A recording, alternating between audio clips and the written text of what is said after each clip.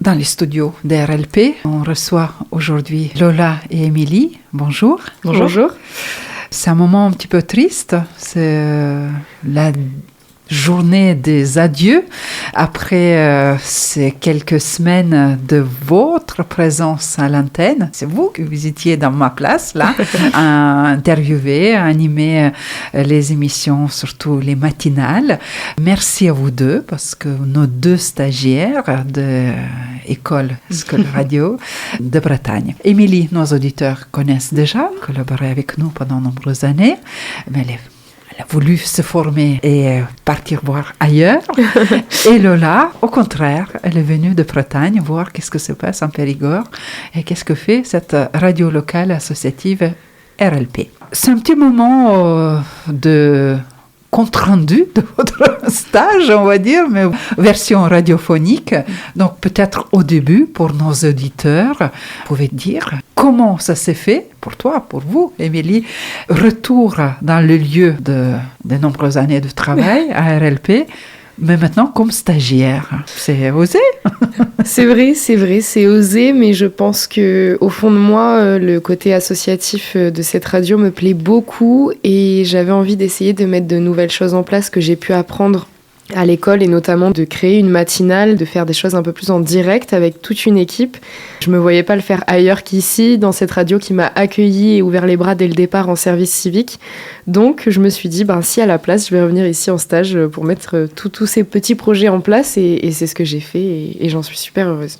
C'est vrai, quand tu es arrivée, quand tu nous as dit on va faire la matinale, on était tous un petit peu surpris, en disant ça prend beaucoup de temps, il faut beaucoup de travail, c'est vrai, ça a pris beaucoup de temps, mais le résultat était là. Oui, c'est sûr, c'est beaucoup de préparation parce qu'on ne se rend pas toujours compte, mais en fait en radio on écrit énormément, il faut se renseigner, préparer, anticiper pour que vous, ce que vous écoutiez, soit quand même propre et agréable à écouter. Et donc c'est beaucoup de préparation, surtout quand on débute. Lola, tu sais ce que c'est, évidemment. Et je dirais que les 15 premiers jours, donc t'étais pas encore avec nous Lola, il y avait que Emma qui était là, mais on passait je pense la journée entière à préparer la matinale du lendemain, donc c'était très très intense. Mais en même temps ça nous apprend beaucoup de choses et ça nous a appris aussi à prioriser les informations, ce qu'il faut faire en premier, les tâches, etc. Donc c'était une école de la vie, j'ai presque envie de dire, c'était hyper intéressant. Et Lola nous a rejoint un petit peu plus tard. Pourquoi, Lola, tu es venue chez nous? Moi, j'adore le terrain et c'est vrai que j'ai eu la chance de faire 2 stages, un stage en radio publique et ce stage en radio associative. Et du coup, j'étais très heureuse de pouvoir apprendre les deux, apprendre du montage, observer et pouvoir aussi faire du terrain. Et c'est vrai que quand j'ai écouté les premières matinales d'Émilie et Emma et quand je suis arrivée, c'était très bien rodé, c'était nickel. Je suis arrivée, elles m'ont juste dit voilà, il faut faire comme ça et elles m'ont formée en fait. Et c'était super agréable. Et du coup, j'ai pu faire de l'antenne, mais de la réalisation. Et en fait, c'est ça qui est génial dans les radios associatives, c'est que on touche à tout. On fait reporter, journaliste, animateur, technicien. Et en fait, c'est ça que je trouve génial. Et ça a été pour moi ces 3 semaines de stage ici vraiment super quoi. Franchement. Pour nos auditeurs, peut-être serait intéressant de connaître votre école. La SCOL. Oui, c'est quelque chose aussi nouveau, alternatif. Et parfois, on ne sait même pas qu'est-ce que c'est cette école-là. Est-ce que vous pouvez dire quelques mots sur cette formation ? Alors, c'est une formation qui est basée donc en Bretagne, un peu au sud de Rennes, à Guichen exactement. Et en fait, c'est une radio associative qui s'appelle Radio Laser qui a créé cette formation, donc la SCOL Radio. Si je dis pas de bêtises, on est la 12e promotion, je crois. C'est ça. Et donc, c'est sur 6 mois, celle qui se passe donc à Rennes, à côté de Rennes. Et on reçoit des intervenants qui sont professionnels et qui viennent nous donner des cours en lien avec la radio. Donc, ça peut être, il y a aussi du journalisme, mais beaucoup évidemment d'animation. Comment écrire une chronique, comment préparer un flash info, comment faire un bulletin météo, des jeux à l'antenne. On fait aussi beaucoup de micros avec donc ce qu'on appelle des Skolmag. En fait, c'est des émissions qu'on prépare par groupe de 4 personnes à peu près. Donc, il y a chacun un rôle défini. Il y en a un qui est l'animateur principal, le leader. Après, il y en a qui ont des chroniques à faire sur des thématiques. Généralement, on est assez libre des thématiques.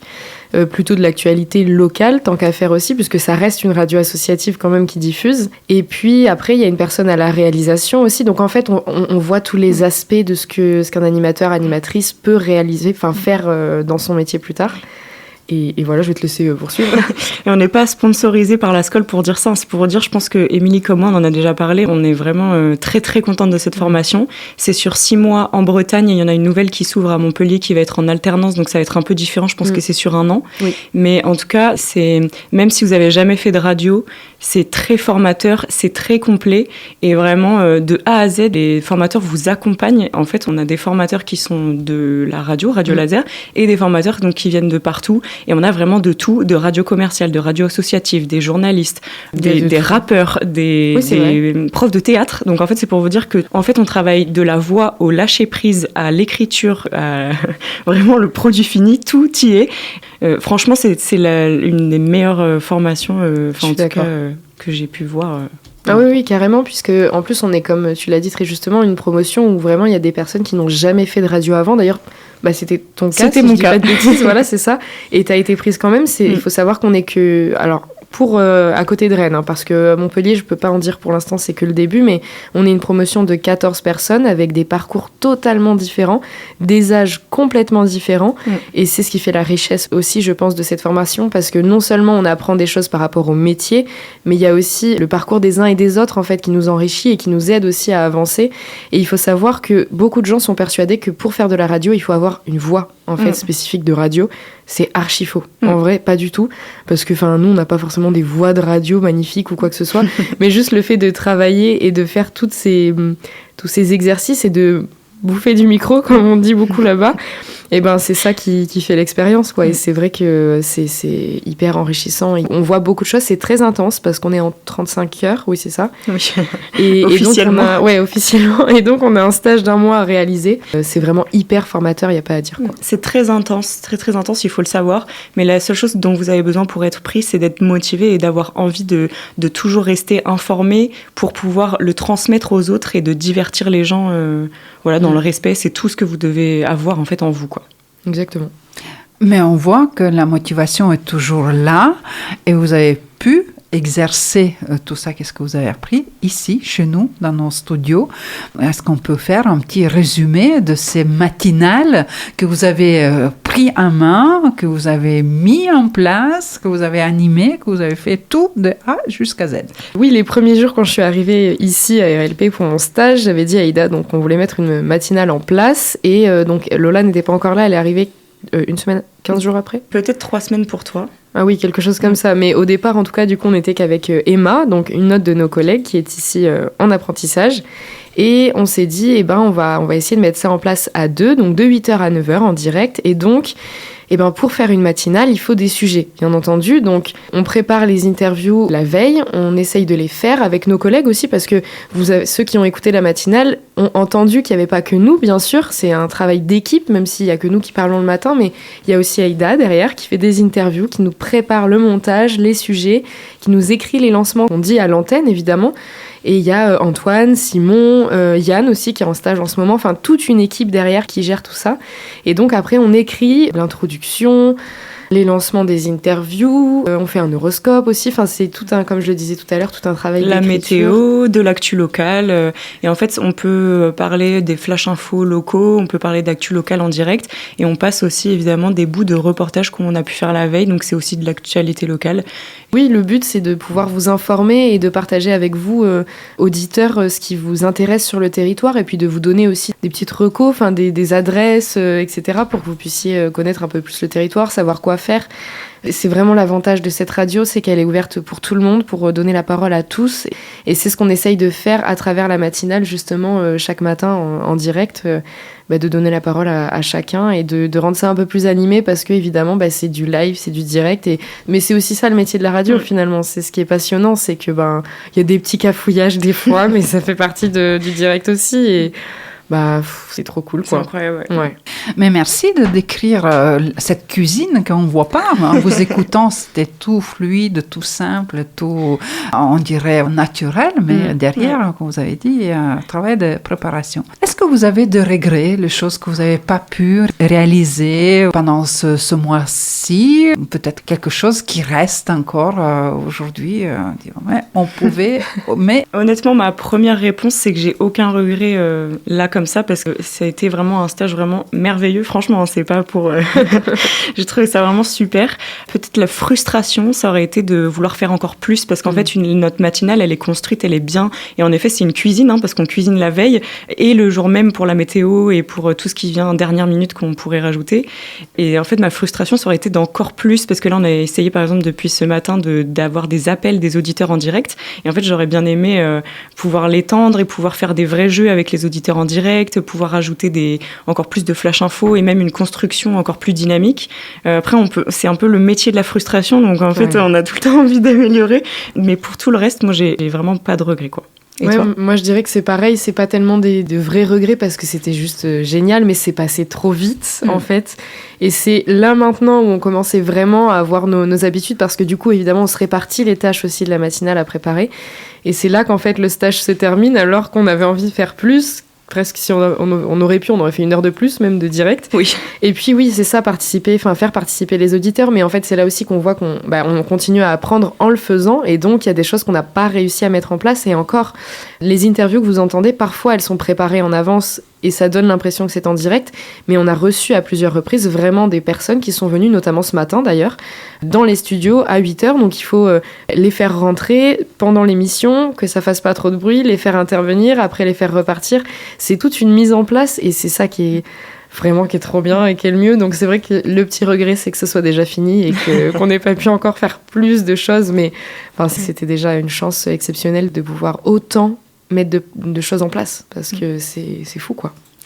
On ne sait pas si on pourra continuer vos engagements, vos choses que vous avez mis ici à RLP. Ça, on verra selon nos capacités, mais j'ai beaucoup de doutes pour le futur. Mais si on parle de vous, donc vous deux, vous êtes prêtes à faire ce métier. Est-ce que vous avez des rêves, des projets aujourd'hui, ce dernier jour de stage à RLP? Des rêves, des projets, oui, j'en ai plein, je pense. Après, au niveau de mon futur professionnel, je dois avouer que je ne sais pas exactement vers où je vais aller à la fin de la formation, là. Mais il y a déjà une chose qui est sûre, c'est que je resterai dans le monde associatif parce que c'est ce qui me parle le plus et qui me touche le plus. Et je pense que je fonctionne beaucoup à l'affect aussi.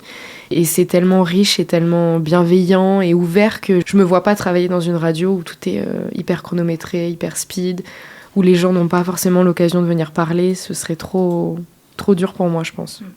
Moi, je te rejoins beaucoup, Émilie, là-dessus. Moi, j'ai découvert le monde associatif et j'ai écouté, avant, j'écoutais beaucoup France Inter et France Culture. Et depuis que j'ai mis les pieds dans l'associatif, je veux plus partir. et je trouve ça génial. Et en fait, il y a un truc, une petite anecdote qui va avec, je voulais rajouter, c'est que, en fait, moi, je pensais avant, quand j'écoutais la radio, que quand il y avait des musiques ou des pauses ou des choses rediffusées, que les animateurs, ils prenaient un petit café, ils glandaient. Et pas du tout. En fait, vous vous rendez pas compte que dès qu'il y a une musique, c'est OK, toi, tu fais ça, après tu dis ça, mais ton lancement il est pas écrit comme ça. Et en fait, c'est à la seconde près, on est encore en train d'organiser pendant qu'on parle. Oui. Et c'est ça qui est fou et on se rend pas compte avant de faire ce métier-là. Et donc moi, mon rêve, ce serait pareil, c'est de continuer à faire ça. Et j'ai 27 ans et c'est, je pense, la première fois de ma vie que j'ai trouvé ma voie et que je peux dire que j'ai trouvé ma voie. Vraiment. Hein. C'est beau, ouais. C'est beau. Voilà. Mais c'est vrai que je me répète énormément, mais ce genre de structure, il faut qu'elle continue à vivre parce que pour moi, c'est l'avenir de la radio, d'avoir des structures comme RLP qui, encore une fois, est ouverte aux stagiaires parce que tu as 27 ans, j'en ai 24, Yann en a dans les 40, si je dis pas de bêtises. Enfin, c'est vraiment, et les stagiaires aussi, c'est vraiment ouvert à tout le monde, quoi. Je sais pas quoi dire de plus, si ce n'est que c'est trop bien, en fait. C'est un tremplin vers vos projets. C'est vrai, officiellement, nous ne sommes pas une structure de formation. Et pourtant, ça, c'est un appel vers certaines institutions. On essaye de dire en permanence qu'on forme, que nos stagiaires apprennent des choses, pas que seulement qu'ils font les cafés, parce que ça arrive aussi. Oui, je vous assure, c'est pas le cas. On fait pas que ça, on en fait aussi, mais on fait pas que ça, non, loin de là. Et deuxième chose, je voulais dire grand merci au nom de toute toute notre équipe, au nom de tous nos adhérents et au nom de tous nos auditeurs, auditrices. Vraiment, c'était le top, comme on dit, de votre matinale. Et elle était écoutée. Et maintenant, c'est à nous de voir comment perdurer, comment continuer et comment faire face à tout ça. Bien.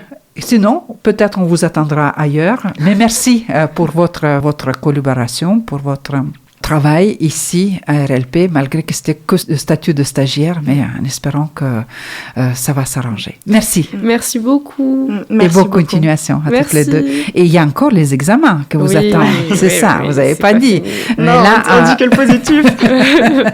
En rentrant, il faut les réussir et avoir certification de votre formation. Oui, alors, il y a une certification sur 1 semaine à la SCOL, mais vous pouvez exercer ce métier sans avoir la certification. On vous conseille de l'avoir, on espère qu'on l'aura nous-mêmes, autant le faire, mais n'ayez pas peur, c'est pas les examens comme au lycée, etc. Je sais que beaucoup en ont la phobie, c'est notre cas toutes les deux. Donc, oui, c'est pas un plaisir d'avoir ces examens-là, mais comme le dit très justement Lola, même si on n'a pas la certification, on a eu les compétences, on a été formé quand même pendant 6 mois, et là, à RLP, on s'est débrouillé, ça s'est super bien passé, donc ça prouve bien qu'on en est capable, et même sans la certif, on peut réussir. D'ailleurs, on l'a pas précisé, mais l'école, elle est prise en charge par la région Bretagne.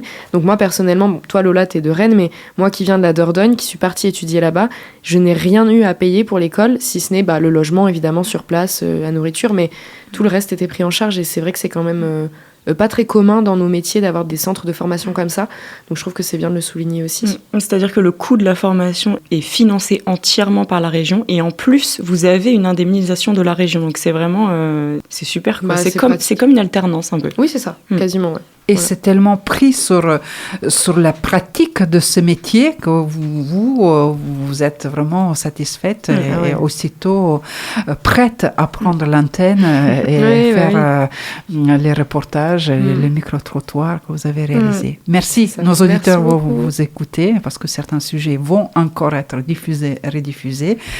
Sinon, peut-être à bientôt. Peut-être à bientôt. Merci beaucoup. Et merci pour autant de bienveillance, je voulais le dire, parce que c'est très important. Et merci beaucoup de nous avoir permis de faire des erreurs aussi et permis de s'exercer. Merci beaucoup. C'était Lola et Émilie, RLP, 2 stagiaires. Merci.